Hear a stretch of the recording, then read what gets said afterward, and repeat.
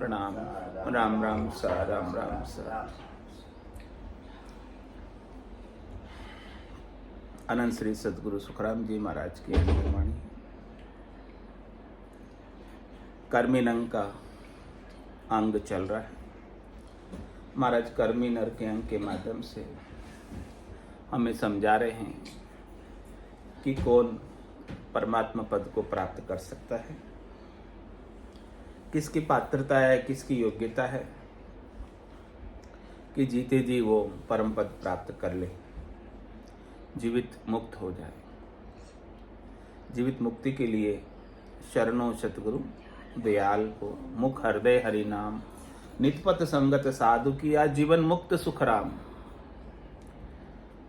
तो शरणा लेना, पूर्णतया शरणा लेना। शरणा भी लेना तो कैसा, समर्पण के भाव के साथ अपनी करनी और क्रियाओं को, जिससे समझ रहे थे कि मैं सुखी हो जाऊंगा, उनके आधार को छोड़कर शरणा,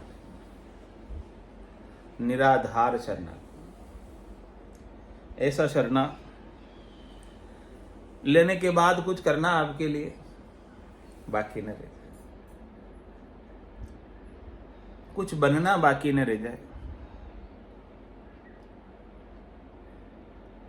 ऐसा सतगुरु के ज्ञान का शरणा कोई ले ले तो महाराज कह रहे कि उसके जितने भी कर्म हैं आज तक किए हुए, वो सब कट जाते हैं।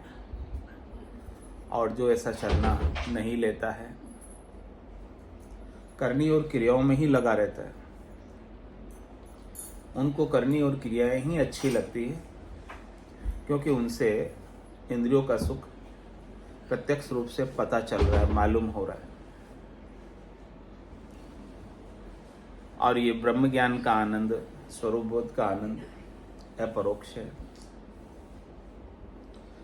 आसानी से किसी की भेजे में बैठता नहीं, समझ में आता नहीं। इसीलिए ये कठिन है बहुत सरल, लेकिन कठिन इसलिए है कि आसानी से किसी के समझ में आता है। इसको समझने के लिए हमें सद्गुरु की आवश्यकता होती है, सद्गुरु के ज्ञान की आवश्यकता होती है। बिना सद्गुरु के ये समझ आता नहीं। सो चंदा उगवे, सूरज चढ़े हजार, तो भी चांदनो होत नहीं। गुरु बिन घोर अंधार, गुरु बिन घोर अंधार समझ पावे नहीं। इस ब्रह्म की, तत्व की, सत्य की, स्वरूप की समझ बिना सतगुरु के होती नहीं। और सतगुरु का संग, सतगुरु के ज्ञान का संग हमें राम जी की विशेष कृपा से प्राप्त होता है। बिना कृपा के संग होता नहीं। बिना कृपा के तो हम हमारे कर्मों में ही, करने में भी, क्रिया में ही लगे रहते हैं। हमारा दृष्टांत देकर समझा रहे हैं। आक ईख आदित्य आख कारी जू करमी, जो मरकट सिर पाँव अडर पोया की चिरनी। सरप दूध विष होय मरे खर मिश्री खावे। चहु दिस सायर नीर प्रेत प्यासो दुख पावे। यूं कर्म हीण के नहीं बने साध संगत को जोग। दाख फल्या सुख राम कहे हुए काग के रोग। जहाँ आन की सेव साध की संगत न भावे। जैसे जुर को जोर रुचि अन की मिट जावे। कर्मी तजे कपूर मेल माखी नित जोई। बहुता दूधा धोय कोयला उजल नहीं होई। सदा संजीवन जीव को सन पाति अनसु मरे। यूं कर्म उदय सुख राम जी ब्रह्म भक्ति कैसे करे।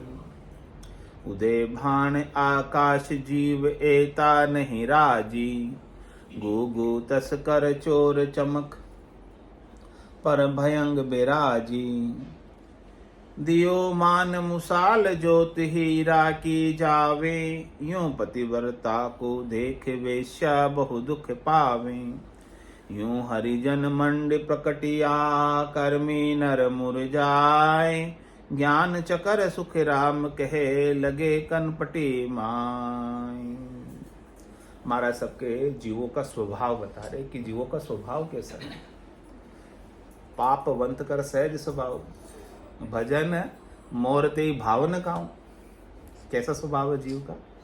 पाप करने का, ये सहज स्वभाव। पाप किस लिए करता है? शरीर के सुख के लिए। कोई पाप दुखी होने के लिए थोड़ी करता है। और पाप करने से क्या होता है? तुरंत सुख मिल जाता है। पुण्य करने से क्या होता है? बाद में सुख मिलता है। बाद में कब? जब पुण्य का फल लगता है तब मिलता है। और पाप करने से तुरंत। अब तुरंत सुख चाहिए तो फिर क्या करें? आजकल सबको इंस्टेंट चाहिए ना, इसीलिए पाप की प्रवृत्ति बढ़ रही है कि सबको तुरंत सुख चाहिए।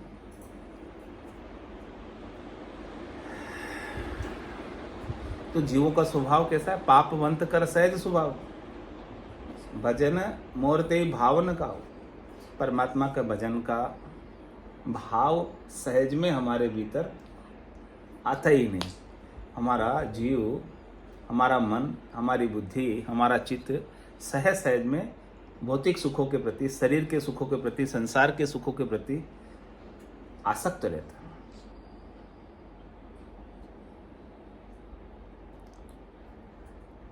तो ऐसा जीव के स्वभाव को बदलने के लिए, परिवर्तित करने के लिए सद्गुरु का ज्ञान, जो उसके शरीराध्यास को यानी देहाध्यास को, जीवाध्यास को यानी जीव के सुख के अध्यास को मिटाकर परम आनंद की अनुभूति कराते हैं, निवृत्त करते हैं, इसे निवृत्त देश का वासी बनाते हैं।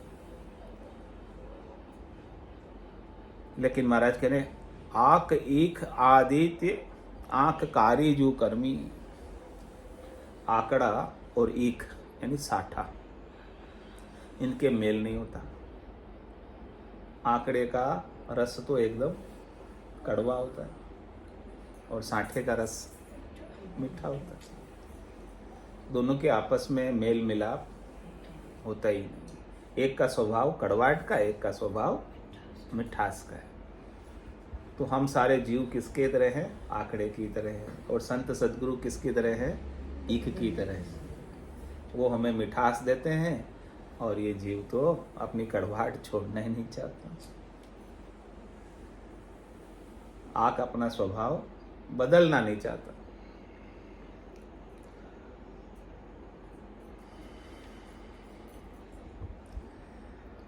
और करें आंख कारी जू कर्मी। कर्मी नर आंकड़े की तरह कड़वे ही रहते हैं अपने स्वार्थ पूर्ति के लिए।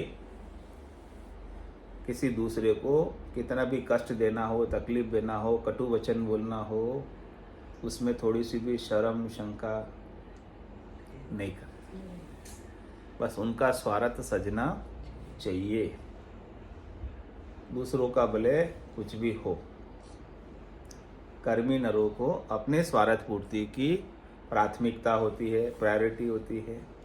जबकि संतों को, सतगुरु को, केवली भगवंतों को जीवों के प्रति दया का भाव होता है। वो अपने सुख के लिए, अपने स्वार्थ के लिए किसी को दुख नहीं देते। ये संतों की और कर्मी नर की पहचान है। ये अंतर डिस्टिंग्विश है, ये अंतर सदगुरुओं में समझा रहे हैं। तो महाराज कह रहे कि संग करना है तो हमेशा किसका करना है? संतों का, सदगुरु का, केवली भगवंतों का, जिनसे हमें लाभ मिल सके। ऐसे कर्मी नरों का संग नहीं करना, क्योंकि संगत का असर तो आता ही। कंदली सीप भुजंग मुख स्वाति एक गुण तीन, जैसी संगति बैठिए तैसो ही फल दीन। तो हमें किस लिए समझा रहे कर्मी नर का अंग? ताकि हमें समझ आ जाए और ऐसे जनों की हम संग ना करें जिनसे हमें नुकसान हो जाए, जिनसे हम अधोगति में चले जाएं, जिनसे हमारा जीवन व्यर्थ चला जाए, समय हमारा व्यर्थ खराब हो जाए। तो आक एक आदित्य आख कारी जो करमी,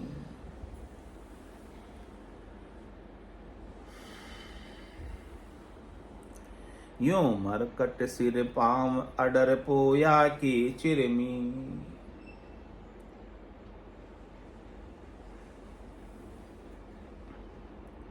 महाराज कह रहे हैं कि बंदर को सिर से पांव तक अच्छे कपड़े पहनाओ तो वह क्या समझता है? बंदर क्या जाने अदरक का स्वाद। उसे बोले कितना ही ऊपर से अच्छा कर दो, लेकिन क्या वो कुदकड़े लगाने छोड़ देगा? ऊपर अच्छे कपड़े पहनाने से क्या बंदर मनुष्य बन जाएगा? क्या अपने मूल स्वभाव को मिटा देगा? तो इससे अच्छा है कि आप उससे दूरी रहो। आपको नुकसान हो, इससे अच्छा है कि आप दूर।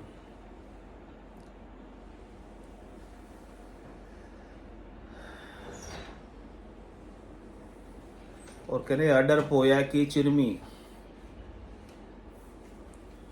पेड़ पौधों के अड़कर के कपड़ों को चीर फाड़ देता है। कितने अच्छे कपड़े पहना हो तो कुदड़ के लगाकर, यानी अच्छे अच्छे कपड़ों को भी वो खराब कर देता है।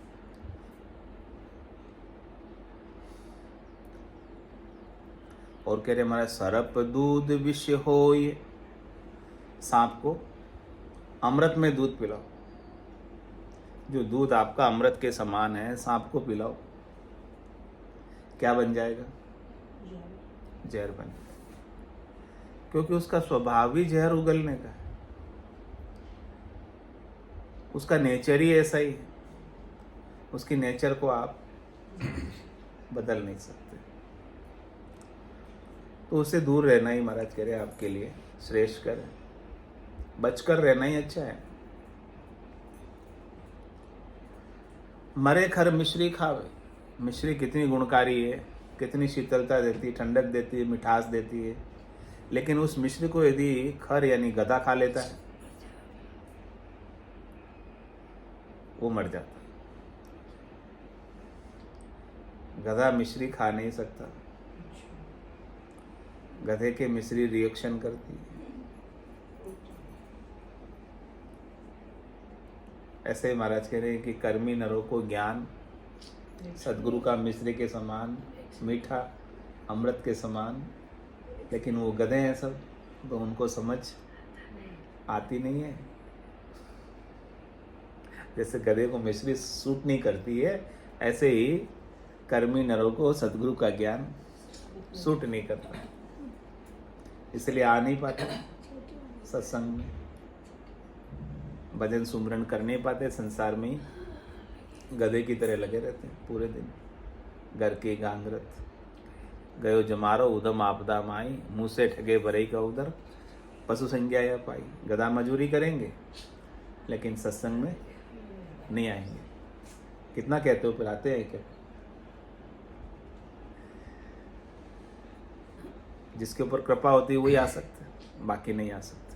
तो बोलते तो जा रहे हो तो राम बन के दिखाओ मुझे, ओके दिखाओ राम बन।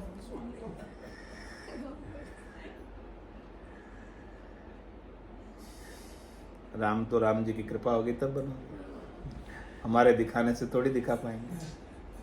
राम जी की कृपा से ही राम बनेंगे ना।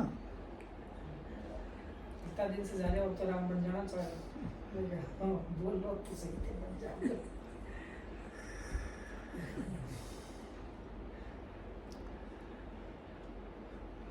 राम देखने के लिए उन्हें भी राम बनना पड़ेगा, तभी राम दिखाई देंगे। जब तक स्वयं राम नहीं बनोगे तब तक दूसरों में भी राम दिखाई नहीं देगा। स्वयं आप शरीर बने रहोगे, स्वयं आप जीव बने रहोगे, तो दूसरा भी शरीर ही दिखेगा, जीव ही दिखेगा। उसमें लच कुलच सब दिखेंगे, क्योंकि आप स्वयं लच कुलच वाले हो। आप पहले राम बन जाओ तो दूसरे भी राम बनेंगे। जिनके जाते हो तो राम बन के आप नहीं बने हो। नहीं, देखने वाला जब तक राम नहीं बनेगा तब तक उसे दूसरा शरीर या जीव ही दिखाई देगा। देखने वाला जब तक राम नहीं बनेगा तब तक उसे राम दिखाई नहीं देगा। देखने वालों को राम बनना जरूरी है। तो अपन को बना के छोड़ेंगे। अच्छा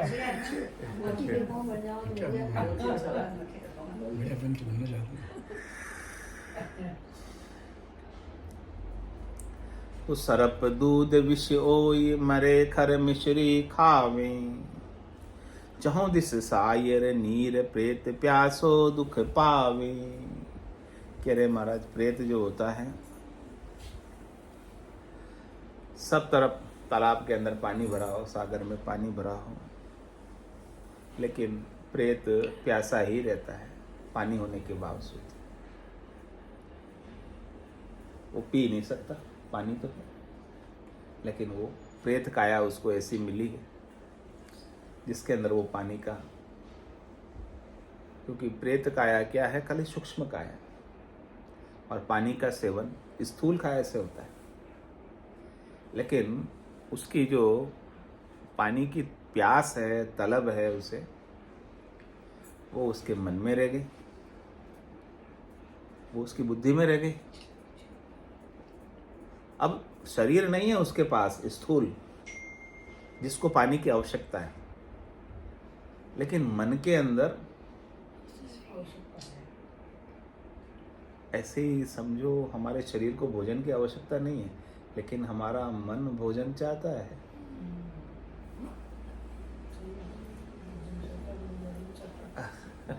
तो ऐसे ही प्रेत को भी, प्रेत के मन को भी प्यास लगती है।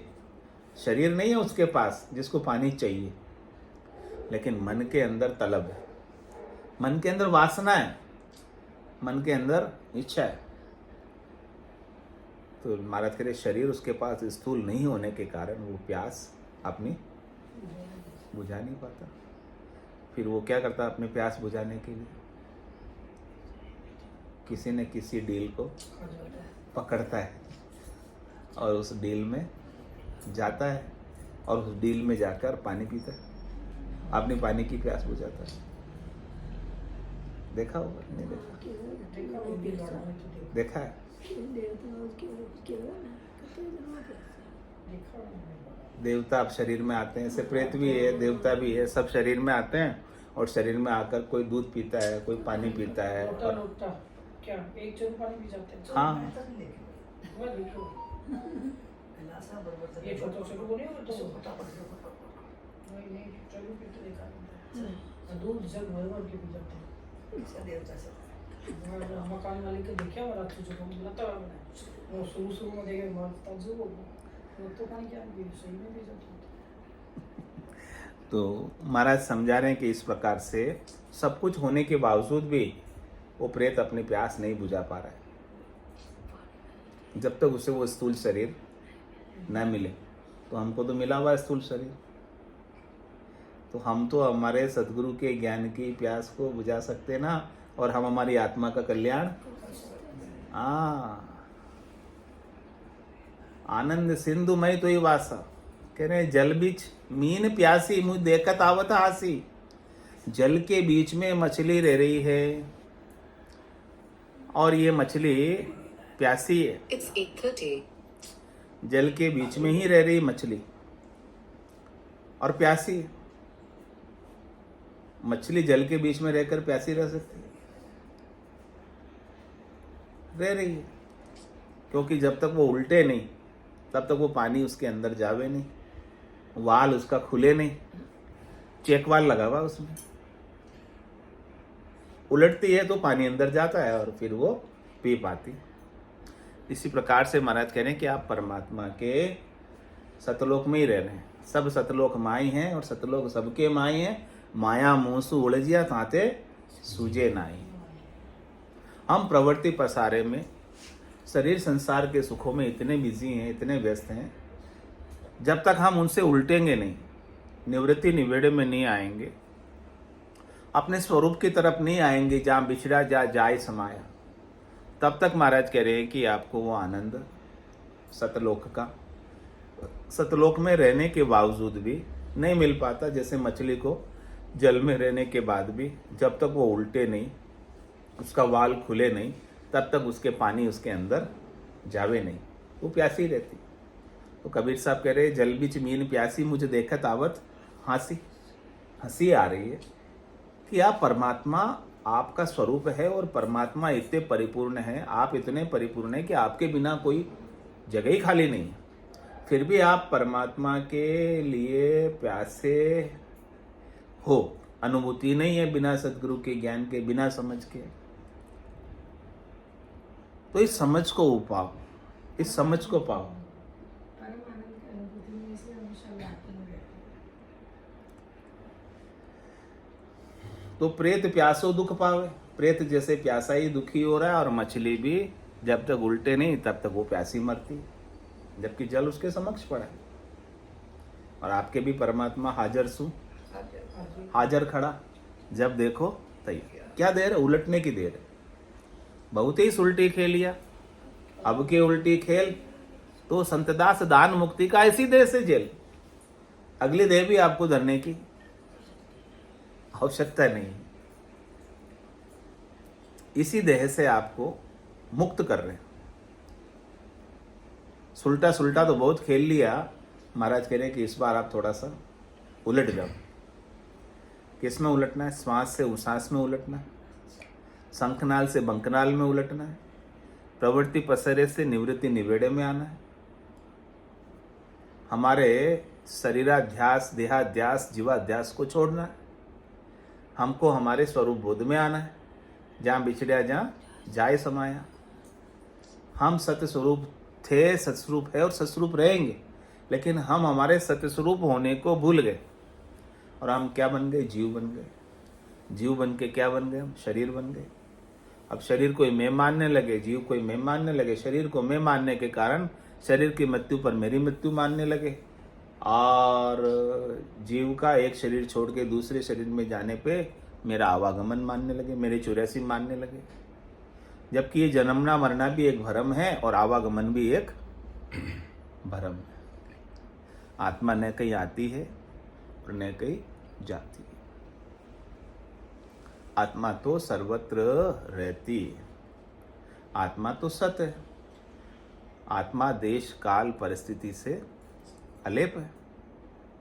ऐसी अलेप आत्मा का सद्गुरु की कृपा से हमें बोध होता है, समझ होती है, ज्ञान होता है। ऐसा अद्भुत विलक्षण ज्ञान कर्मी नरों को समझ में नहीं आता। इतना विलक्षण ज्ञान, इतना अद्भुत ज्ञान है, निर्भय पद प्राप्ति का ज्ञान है, लेकिन कर्मी नरों को उनके भेजे में बैठता नहीं। सद्गुरु रोज बिठाते हैं लेकिन बैठे नहीं।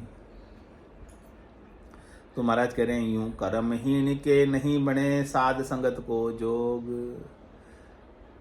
महाराज कह रहे जिसके भाग्य में नहीं लिखा है, जिनकी पुण्य ही नहीं है। कर्महीन का यहाँ क्या तात्पर्य है कि उसके पुण्य कर्म की कमी है। ऐसी पुण्य ही होवे, ऐसा पुरुषार्थ होवे उसका। पुण्य का मतलब ऐसा शुभ पुरुषार्थ, अच्छा पुरुषार्थ। शुभ पुरुषार्थ से ही, शुभ तप से, ये ज्ञान का तप ही शुभ पुरुषार्थ। तो महाराज फरमा रहे हैं कि उनके ऐसी पुण्य ही नहीं है, ऐसे भाग्योदय का समय नहीं हुआ है, इसलिए वो कर्मों में ही, करनियों में ही लगे हुए रहते हैं। उनको कभी बेकरनी के संत सद्गुरु केवली भगवंत जो केवल्य ज्ञान को प्राप्त कराते हैं, उनकी संगत का जोग बैठता ही नहीं। संगत का जोग बैठ जाए तो मिलते ही शिष्य में प्रकटे राम। सद्गुरु की तो पहचान है कि आप मिलते ही, शिष्य जब सद्गुरु से आकर मिलता है तो मिलते ही राम प्रकटा देते हो, मिलते ही राम बता देते हैं। कहे भाई राम तू खुद ही है, तेरा स्वरूप ही राम है। इतने दिन तू भूला था, लेकिन आज तू मेरे से मिला है, तू ये ज्ञान समझ ले कि तू खुद ही राम है, राम के सिवाय दूसरा और कुछ होता ही नहीं।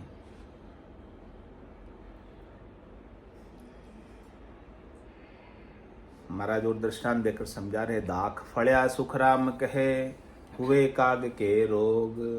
जब दाख फड़ती है, अंगूर आते हैं, उस समय कौओं के गले में कंठ में रोग हो जाता है, वो खा नहीं सकते उसको। तो अभी वारा चल रहा है कलयुग के अंदर, अभी मोक्ष में जाने का समय चल रहा है, और अल्प समय में, अल्प आयु में, अल्प प्रयास से आपको सद्गुरु परम मोक्ष में लेकर जा रहे, लेकिन सबके गले में रोग हो रहा है। खा नहीं सकते इस सरल से ज्ञान को, आरोग नहीं सकते इसको, राम राम कर नहीं सकते, भजन कर नहीं सकते, सुमरण कर नहीं सकते।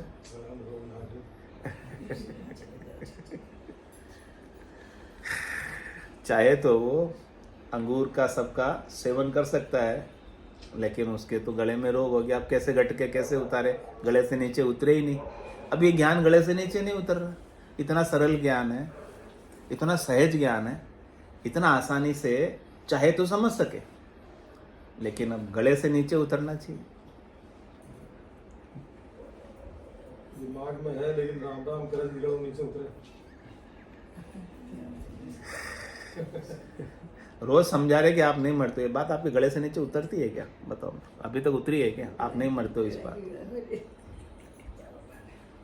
आप नहीं मरते हो, ये बात गले से नीचे उतरी क्या?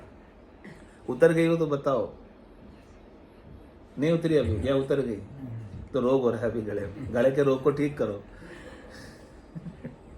दाग पड़ा सुखराम के, हुए काग के रोग। आप अजर हो, अमर हो, अविनाशी हो। आपको शस्त्र काट नहीं सकता, पानी आपको गला नहीं सकता, आग आपको जला नहीं सकती, हवा आपको सुखा नहीं सकती, ऐसा आपका स्वरूप है। ये बात आपके गले उतर रही है क्या? नहीं उतर रही? अजमेरा जी बोलो बोलो कुछ यार।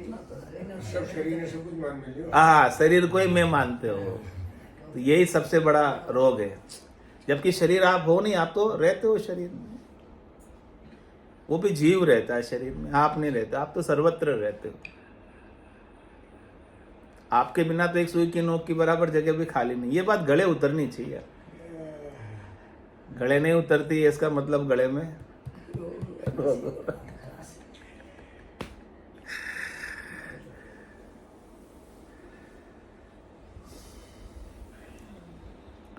और महाराज कह रहे हैं, जहां आन की सेव साध की संगत न भावे।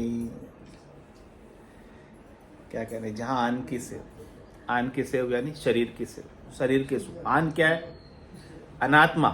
आन यानी अनात्मा, अन्य, आत्मा से भिन्न जो भी है वो सब आन है। अस्तित्व है तो केवल केवल आत्मा का है, अस्तित्व है तो केवल केवल परमात्मा का है, एग्जिस्टेंस वजूद। तो उस आत्मा की सेव को, परमात्मा की सेव को तो कोई जानते ही नहीं, समझते ही नहीं। उसकी समझ तो जब तक सद्गुरु नहीं मिले तब तक नहीं हो गए। तो सब शरीर के ही पोषण में लगे हैं, शरीर के सुखों में ही लगे हैं, इंद्रियों के सुखों में ही लगे हैं, तीन लोकों में फल प्राप्ति में ही लगे हैं। उसी को मानते हैं कि हमारे तो सब कुछ ठीक है, ये सब मिल गए तो इसका मतलब क्या है? सब ठीक है। तो सब वो आन की सेव में ही लग रहे हैं, नहीं शरीर की सेव में लग रहे हैं। जहां आन की सेव, जहां ये आन की सेव हो रही है, आन के सुख मिल रहे हैं, अनात्मा के सुख मिल रहे हैं, नाशवान सुख मिल रहे हैं, क्षणिक सुख मिल रहे हैं, उनको साध की संगत न भावे। उनको संगत अच्छी नहीं लगती है, क्योंकि वो शरीर के सुखों से ही सुख मानकर उसी में ही प्रवृत्त है। वो मिल गए तो समझते हैं कि हमको सब कुछ मिल गया, अब हमको और कुछ नहीं चाहिए। लेकिन क्या आपको सब कुछ मिल जाने से फिर आपका मरना तो नहीं होगा ना? और जो मिल गया एक बार वापस जाएगा तो नहीं ना? और जो आपको मिला है सब साथ लेके जाओगे ना? नहीं, फिर क्या फायदा?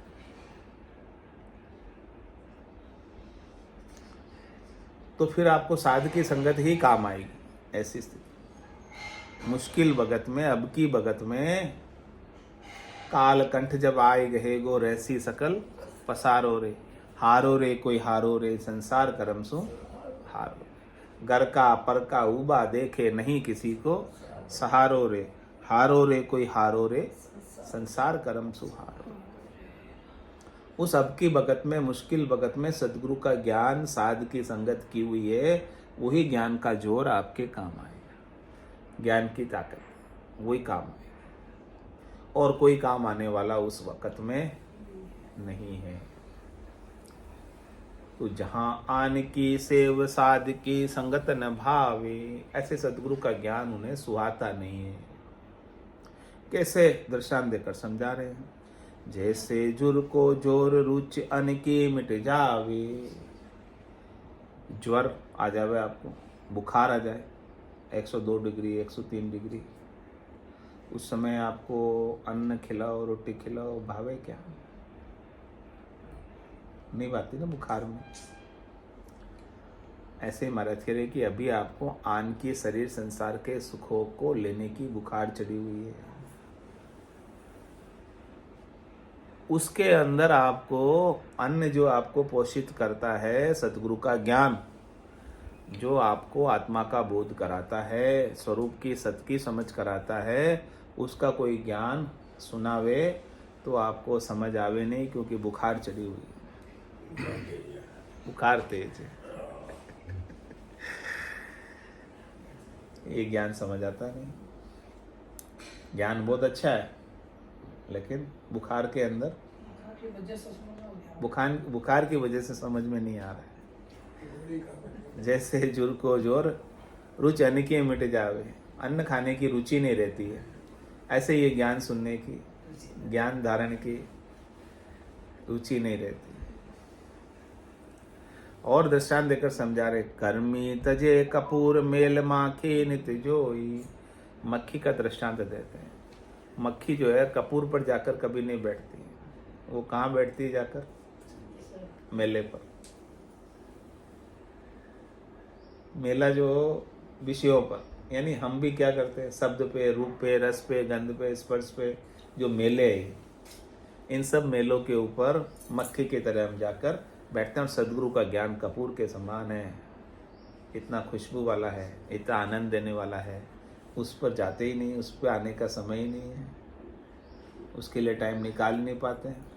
और विषयों के भोग के लिए जहाँ मन लगता है, सिनेमा देखने, पिक्चर देखने, नाटक देखने, चटक देखने चले जाएंगे, फटाफट मेला देखने चले जाएंगे, खेल कूद में मन लग जाएगा, उसमें चले जाएंगे, जहाँ लोगों का मेला हो वहाँ चले जाएंगे। नहीं, हाँ, बना ही बुलाया भीड़ इकट्ठी हो जाए। तो मक्खी की तरह सब, जहाँ विषयों का सुख मिलता है, जहाँ देखने का सुख मिलता है, मिलने का सुख मिलता है, वहाँ सब चले जाते। बातें करने का सुख मिलता है, वहाँ सब चले जाते हैं।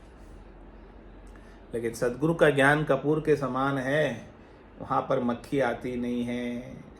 विषयी नर, कर्मी नर वहाँ पहुँच नहीं पाते हैं। जो मुमुक्ष है वही आ पाते हैं, जिन्हें पता है कि मुझे परम पद, आनंद पद, स्वरूप बोध करना है, वही इस ज्ञान को श्रवण करने पहुंच पाते हैं। बाकी किसी की ताकत नहीं है। क्या ताकत है जीव की? अच्छा एग्जांपल याद आया, अभी कितने करोड़ लोग कुंभ स्नान में चले गए, सबके पाँव धुल गए फॉर एग्जांपल, लेकिन कुंभ जाके नहाने से It's 8:45. ज्ञान की गंगा बह रही थी, वहाँ तो कोई नहीं गया कि भी उन संतों से मिले, उनका ज्ञान प्राप्त करें।